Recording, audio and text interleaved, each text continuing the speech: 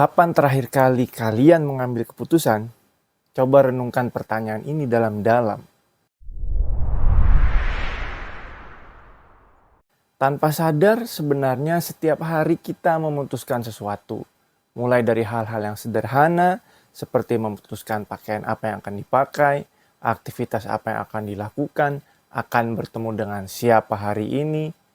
Hidup itu terdiri dari pengambilan keputusan yang konstan hampir setiap saat. Kita dapat membuat berbagai pilihan dan berbagai rencana untuk hidup, tetapi apakah kita siap ketika menghadapi hal yang tidak terduga? Ketika situasi tak terduga ini bertambah, biasanya kita cemas dan merasa seolah-olah hidup kita ini di luar kendali. Inilah mengapa kita sering mencari kendali kapanpun kita bisa. Merasa seolah-olah hidup kita di luar kendali berasal dari kecemasan karena tidak selalu memiliki akses ke kursi pengemudi kehidupan.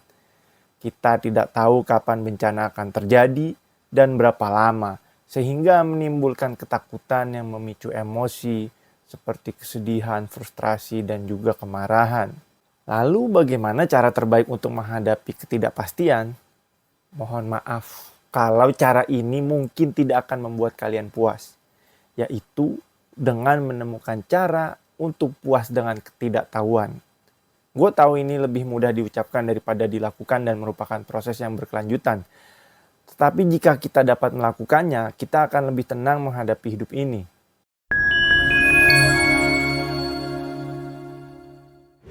Kembali bersama gue Rivian, di channel ini gue akan membahas topik yang berhubungan dengan produktivitas, mental health, dan juga self-improvement. Di video ini gue akan bagikan pada kalian kenapa terkadang kita merasa hidup kita di luar kendali dan menawarkan tips tentang bagaimana kita dapat mengatasinya. Gue yakin segabut-gabutnya kalian pasti tetap punya suatu keinginan atau rencana dalam hidup. Ada banyak hal dalam hidup ini yang penuh dengan ketidakpastian. Setidaknya ada 5 hal yang akan gue bahas di video ini.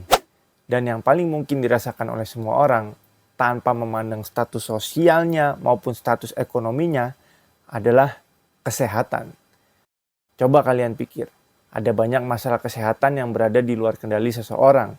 Bisa karena genetika, faktor lingkungan, atau hal lain yang secara kebetulan.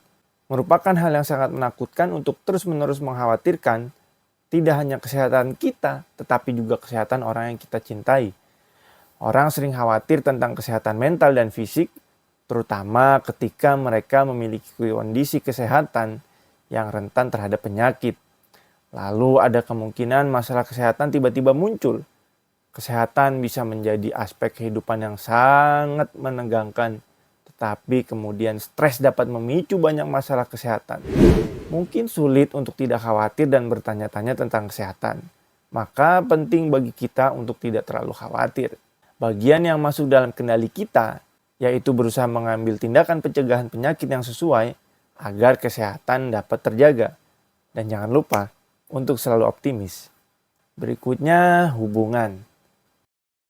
Setiap kita pasti punya hubungan dengan orang lain. Setiap hubungan dengan orang yang berbeda, pasti statusnya juga berbeda. Status apa nih maksudnya? Jadi gini, gue statusnya adalah anak dari kedua orang tua gue. Gue statusnya adalah suami dari istri gue. Dan juga gue adalah cucu dari kakek nenek gue. Gue adalah teman dari si Fulan. Sampai di sini, gue yakin kalian paham. Hubungan kita terhadap orang lain, entah teman, sahabat, rekan bisnis, atau bahkan saudara sekalipun, bukan berarti mereka tidak akan merugikan kita pada saat-saat tertentu ya. Bisa aja suatu saat itu ya mereka berbuat yang tidak kita sukai. Baik kita sibuk menjadi orang tua, pasangan, teman, pengasuh, dan lain-lain, setiap hubungan memiliki serangkaian kewajiban yang berbeda. Adanya hubungan membawa tanggung jawab, juga membawa semacam kompromi dan perlakuan yang berbeda pada tiap hubungan. Ini juga bisa membuat kita sangat stres ketika orang yang kita cintai sendiri sedang mengalami situasi yang sulit. Ada juga keadaan di mana orang di sekeliling kita justru memanfaatkan hubungan dengan kita. Penting untuk memiliki banyak hubungan dalam hidup kita, tetapi hubungan ini tidak dapat menghabiskan hidup kita, terutama jika mempengaruhi kesehatan mental kita. Selain itu, jika kita menemukan diri kita dalam hubungan yang toksik, entah itu dengan pasangan, teman, atau bahkan anggota keluarga, hal ini dapat menyebabkan kita merasa hidup kita lepas kendali, terutama ketika semua upaya untuk memperbaiki hubungan telah gagal. Selanjutnya, krisis nasional. Masih ingat saat corona baru saja menjadi ancaman? Perpaduan antara hidup melalui pandemi dan menyaksikan bencana alam serta permasalahan sosial telah membuat kewalahan bagi semua orang. Penting untuk menemukan cara untuk memproses segala sesuatu yang sedang terjadi di dunia, karena terus-menerus mendengar adanya tragedi tidak hanya dapat mengecilkan hati, tetapi juga dapat menimbulkan perasaan tidak berdaya, cemas, takut, dan bahkan marah. Berikutnya, bekerja. Ada kalanya pekerjaan seseorang menghabiskan seluruh waktunya dan seolah-olah itu mengambil alih seluruh hidup kita. Orang bisa menjadi sangat kewalahan dengan apa yang harus mereka lakukan di dalam dan di luar tempat kerja. Terkadang kita bisa jatuh ke dalam kebutuhan untuk tetap sibuk dan produktif, tetapi keseimbangan yang sehat adalah kuncinya. Sebagai karyawan, terjadinya layoff tentu di luar kendali kita. Keadaan perusahaan yang memburuk menjadi ancaman tersendiri bagi kelangsungan pekerjaan kita. Adanya tanggungan dan orang-orang yang perlu dihidupi tentu mendatangkan kecemasan. Tragedi. Jika kalian pernah mengalami peristiwa kehidupan yang tragis, misalnya kematian anggota keluarga, kehilangan pekerjaan, dan lain-lain, kalian mungkin merasa sangat kewalahan. Ketika tragedi melanda, seringkali secara tiba-tiba menghasilkan banyak emosi yang meluap-luap. Karena situasi seperti ini di luar kendali kita mungkin merasa tidak berdaya dan tersesat.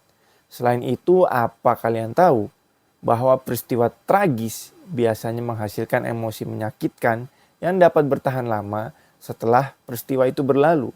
Pengalaman suatu tragedi mungkin terasa seperti serangan yang tidak kita sangka, yang datang atau tidak dapat kita cegah. Faktanya, salah satu pengalaman traumatis yang paling umum adalah kematian mendadak orang yang dicintai, dan jenis trauma ini disebutkan sebagai penyebab utama gangguan stres pasca trauma. Terlepas dari sifat peristiwa tragis itu, adalah hal biasa untuk mengalami banjir berbagai emosi dan tampaknya terlalu sulit untuk mengatasinya. Karena kewalahan oleh keadaan yang tidak terkendali seperti itu, kalian mungkin merasa tidak memiliki kendali atas perasaan kalian sendiri dan respon kalian terhadap tragedi tersebut. Selanjutnya, tekanan. Ya, banyak kecemasan dan perasaan yang meluap-luap seringkali bisa disebabkan oleh stres yang datang di setiap sudut. Seseorang dapat merasa terbebani dengan tekanan karena harus menjaga semuanya untuk keluarga, pekerjaan, keuangan mereka. Semuanya mulai menumpuk. Stres bisa sangat beracun dan sangat mudah membuat hidup terasa di luar kendali. Jadi penting untuk mencoba dan mengelola stres. Sekarang kita masuk pada bagian cara menghadapi ketidakpastian. Dari hal-hal yang sudah gue sebutkan tadi, apa nih yang perlu kita lakukan? Yang pertama, jeda dan istirahat. Kenapa sih kita perlu jeda dan istirahat? Jawabannya simpel, supaya nggak capek. Sesederhana itu aja. Capek nggak sih lu kalau ngurusin hal yang sebenarnya nggak ada di kendali lu? Coba deh lu ambil jeda. Nanti sambil lihat lagi apa hal-hal yang sebenarnya bisa kalian lakukan. Dan itu bisa berubah karena apa yang kalian lakukan. Ya, selain itu istirahat juga bagus buat kesehatan fisik dan mental lo.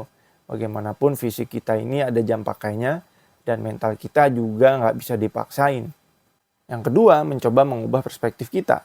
Daripada melihat hidup kita sebagai di luar kendali, mungkin akan membantu untuk mengambil perspektif apa adanya untuk saat ini. Ini bukan berarti kita tuh ya terima-terima aja perlakuan buruk gitu, bukan. Sebaliknya itu hanya berarti melepaskan kebutuhan akan kendali, melepaskan kebutuhan untuk mengendalikan segalanya. Hal itu dapat mengarah pada kepuasan hidup yang lebih besar. Yang ketiga, kendalikan hal-hal yang dapat kita ubah. Meskipun orang mungkin tidak memiliki kendali atas segalanya dalam hidup mereka, mereka masih memiliki kendali atas beberapa hal. Berusahalah untuk mengubah hal-hal yang dalam hidup kita itu dapat kita kendalikan, seperti olahraga lebih sering, mengatur pola makan, atau menjauhi orang yang toksik dari hidup kita. Bahkan jika itu adalah hal terkecil, itu dapat membantu membangun rasa kendali dan optimisme dalam hidup kita. Yang keempat, yakinlah pada keputusan hidup kita. Terkadang hidup bisa terasa di luar kendali saat kita terus-menerus khawatir dan bertanya-tanya apakah kita membuat pilihan yang tepat dalam hidup. Dengan hal-hal yang kita kendalikan, kita cenderung ingin memastikan bahwa kita melakukannya dengan benar, hampir sempurna, tetapi ya faktanya memang tidak ada yang sempurna. Banggalah dengan apa yang kita buat untuk hidup kita, dan jika kita membuat beberapa keputusan buruk, belajarlah dari situ dan maju terus. Kesalahan-kesalahan itu mungkin telah memupuk pertumbuhan dan kebijaksanaan pribadi. Dalam penderitaan, datanglah ketahanan dan tekad untuk mencari peluang yang lebih besar bagi hidup kita. Jadi penting untuk diingat bahwa jalan manapun yang kita putuskan untuk diambil dalam hidup, cobalah untuk nggak selalu khawatir tentang bagaimana segala sesuatunya akan berjalan. Ya. Cobalah juga untuk menghargai situasi yang menantang dalam hidup kita, karena itu mendorong kita untuk terus maju dan membawa kita ke masa yang lebih baik. Yang kelima, bicaralah. Sangat bermanfaat untuk membicarakan apa yang mungkin membuat kita merasa kewalahan dan stres. Apakah itu kita bicaranya dengan orang yang kita cintai, atau mungkin kita bicara pada seorang profesional dari seorang terapis. Hal itu akan sangat membantu jika memiliki seseorang yang dapat kita ajak bicara tentang keprihatinan dan kekhawatiran kita. Mereka dapat membantu kita mendekonstruksi perasaan dan memilahnya sesuai dengan hal tersebut. Yang keenam, ambil hobi. Hobi adalah cara yang bagus untuk mengalihkan pikiran. Apakah itu berjalan setiap hari atau mencatat beberapa kalimat dalam jurnal kita, hobi dapat membantu kita merasa sedikit melarikan diri dari tantangan hidup. Hobi di satu sisi bertindak sebagai pengingat sederhana bahwa kita memegang kemudi untuk hidup kita, karena kitalah yang dapat memilih bagaimana menghabiskan waktu luang kita.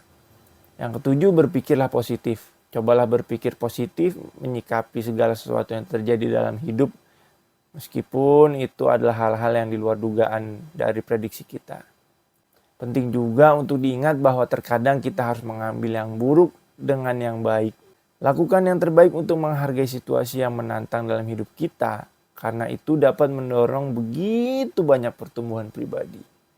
Untuk bisa membentuk sikap kita sehari-hari, kalian bisa tonton video yang ini.